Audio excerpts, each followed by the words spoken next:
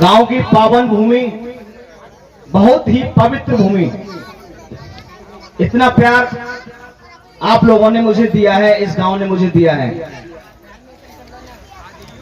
सभी कमेटी के पदाधिकारी एवं मेरे आदरणीय बुजुर्ग, सम्माननीय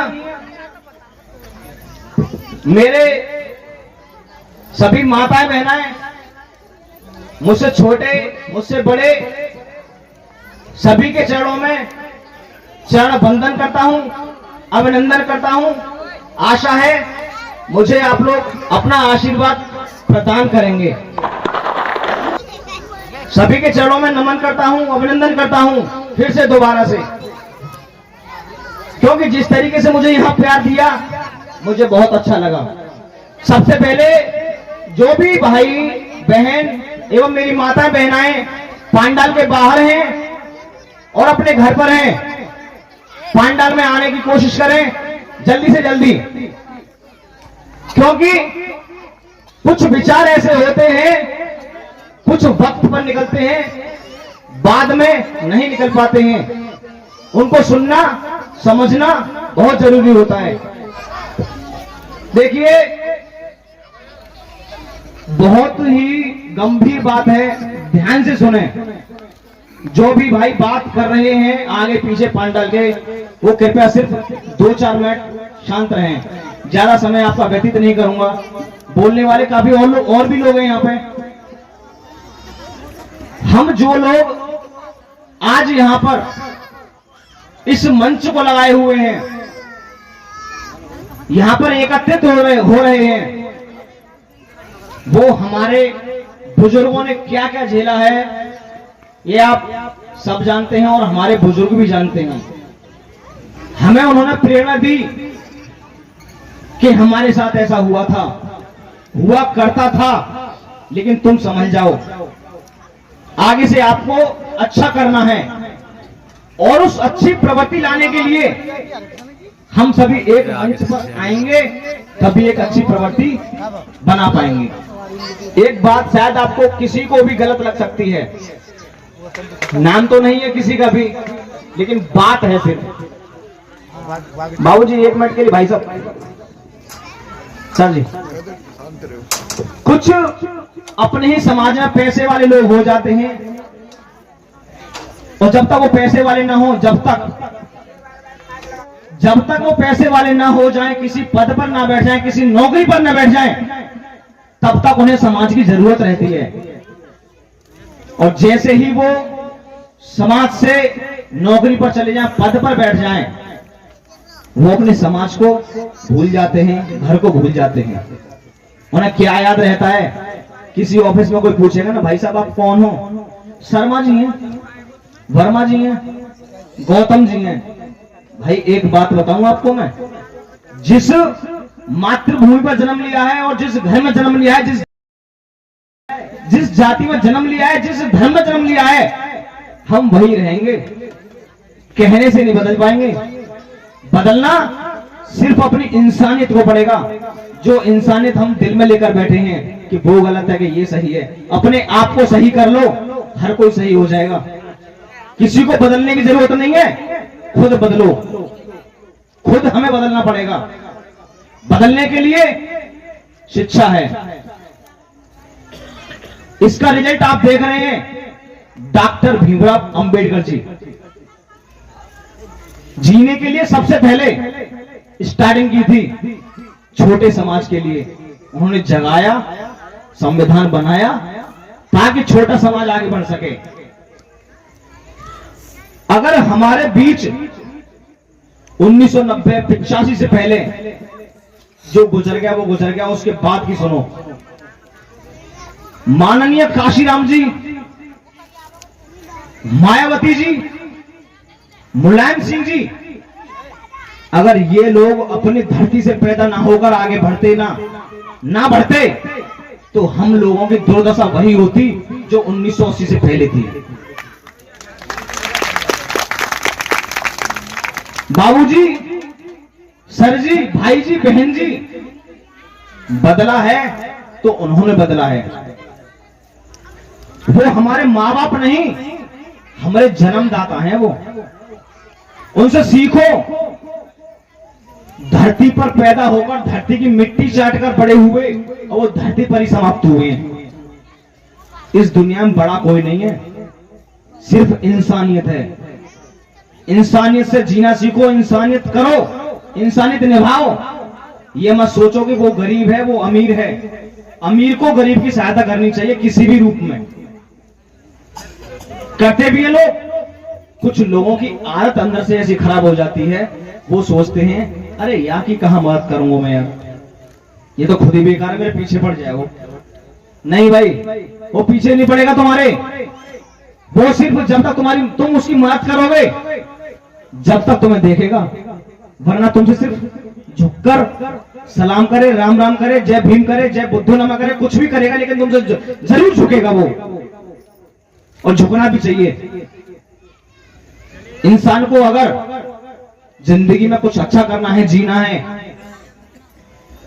तो जिससे सम्मान मिला है, जिससे सम्मान मिला है और जिसको सम्मान मिला है, जिसको सम्मान मिला है उसको अपना गुरु समझना चाहिए, जिसने सम्मान दिया है तुम्हें। गुरु दो तरह के होते हैं। एक तो वो जो पैसा देकर शिक्षा देते हैं और एक वो जो फ्री में शिक्षा देते हैं। बाबूजी, यहां पर सब जानते हैं कि असली गुरु कौन होता है। जो पैसा लेकर शिक्षा दे वो गुरु नहीं, गुरु वो होता है जो फ्री में शिक्षा दे। और फ्री में शिक्षा मिल कहां रही है आजकल? मिल रही है कहीं पे? नहीं मिल रही। तो हमारे जो बुजुर्ग हैं ना, उनको ध्यान रखो, शिक्षा मिलती चली जाएगी, मेरी गारंटी है इस बात की। क्योंकि वो अपना अनुभव बताएंगे तुम्हें किस तरीके से जीना है। लेकिन हमारे नौजवान क्या सोचते हैं, अरे हमारे बड़े बूढ़े क्या जानते हैं यार, हम उनसे बहुत ज्यादा कुछ जानते हैं, हम उनसे ज्यादा पढ़े लिखे, हमारे बड़े बूढ़े तो पढ़े लिखे नहीं है। भाई गलत सोचते हो। सीखना है अपने से बड़ों से सीख के देखो।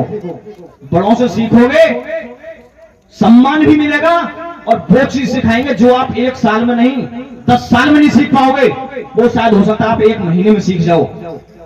गुरु पहले माँ बाप को बनाओ, अपने बड़े भाई बहन को गुरु बना के देखो। बिना गुरु के ज्ञान कहीं नहीं होता है।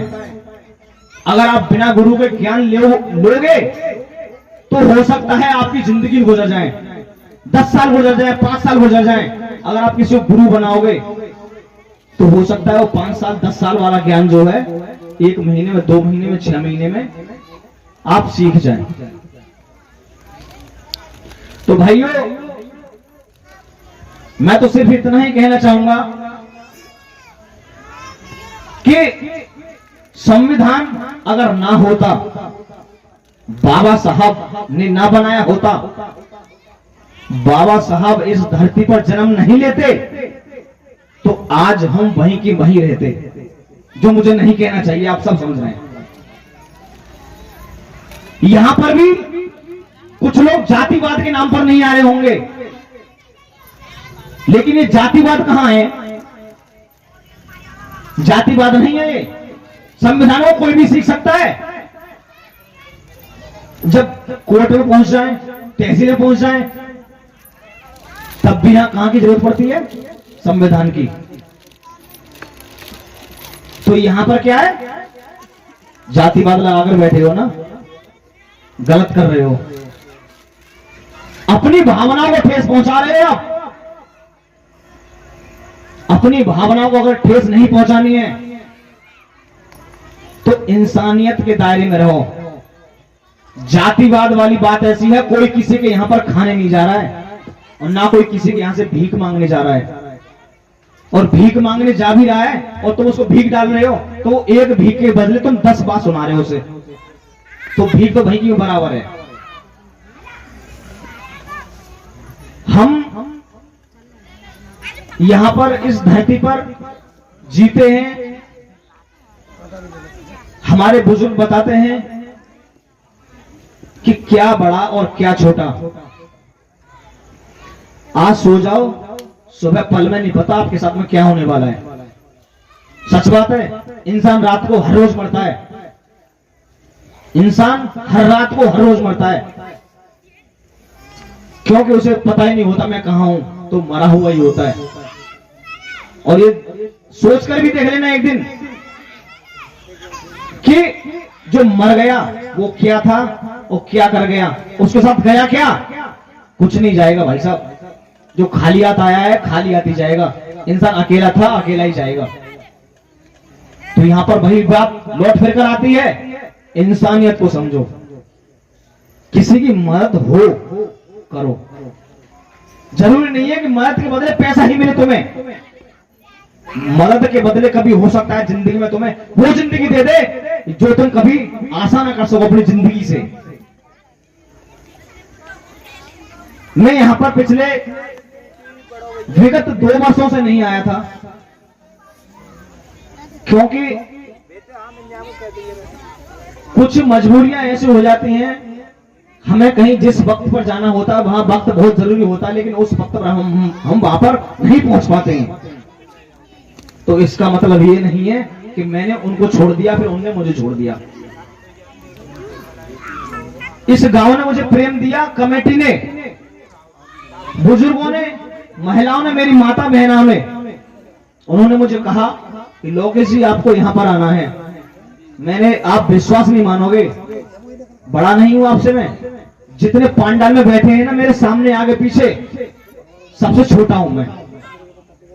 लेकिन मैं कहने जो जा रहा हूं वो समझो, अपनी कसम और चांद पर हाथ रख कर कह रहा हूं, मैं 4 प्रोग्राम कैंसिल किए हैं सिर्फ यहां पर आने के लिए, क्योंकि मुझे अपने लोगों में और खास करके इस मातृभूमि पर आना मुझे बहुत अच्छा लगता है। इस मातृभूमि को बहुत पसंद करता हूं मैं, जो नगौला गांव की है। अगर विश्वास नहीं है तो वो कमेटी के लोग खुद हाथ खड़ा करके बता दें कि हाँ मुझे पसंद करते हैं, मैं उन्हें पसंद करता हूं कि नहीं करता हूं। मेरी माता बहनें, इस तरीके से आपका आशीर्वाद बना रहा तो आप भी मेरे साथ साथ क्या, मैं तो बाप से ही छोटा हूं, मैं आपके पीछे रहूंगा, लेकिन मेरा समाज बहुत आगे जाएगा, मुझे आशा है।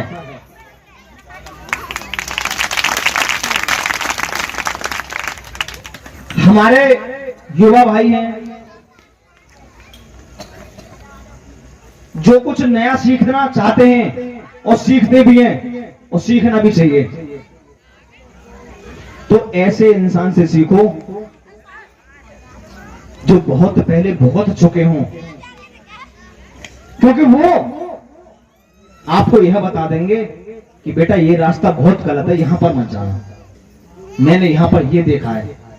तो विश्वास करिए उस रास्ते पर मत जाइए, क्योंकि उन्हें ये पता है ये रास्ता गलत है तो गलत है, और आप उस रास्ते को आजमाने की कोशिश करेंगे तो मैं गारंटी से कह रहा हूं 90%, 95% आपको हार मिलेगी।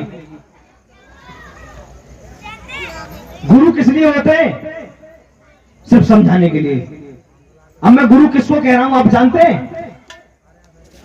ये मेरे सब गुरु हैं, इनसे सीखते हैं हम, इनसे आप सीखो, बहुत अच्छा लगेगा, आनंदमय जीवन व्यतीत करोगे आप। और भाई मैं तो बहुत लंबा बोल सकता हूं, लेकिन हमारे यहां पर और भी बोलने वाले हैं, मंच पर उनकी उपस्थिति बहुत जरूरी है। मैं सभी को हाथ जोड़कर माफी मांगना चाहता हूं, क्योंकि 2 साल बाद आया हूं। आप लोग सोच रहे होंगे कि 2 साल बाद कहां गए थे, कहीं मजबूरियां फंस भी जाते हैं भाई। सबको नमन करता हूं, चढ़ अभिनंदन करता हूं, नंदन करता हूं, और मैं जाने की भी यहां से अभिलाषा मांगूंगा आपसे। जय हिंद, जय भारत, जय भीम। और मैं चाहूंगा कि संविधान को हर कोई याद करे, हर कोई पढ़े, भीम जी को हर कोई याद रखे, अंबेडकर जी को हर कोई याद रखे। मेरी आशा अभिलाषा सिर्फ आपसे यही है।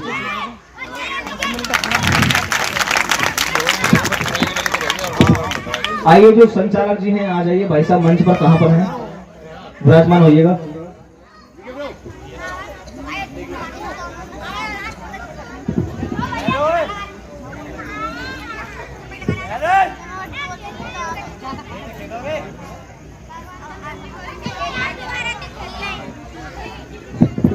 आप लोगों के बीच में अभी लोकेश भाई ने अपनी बातें रखी, उनके लिए बहुत बहुत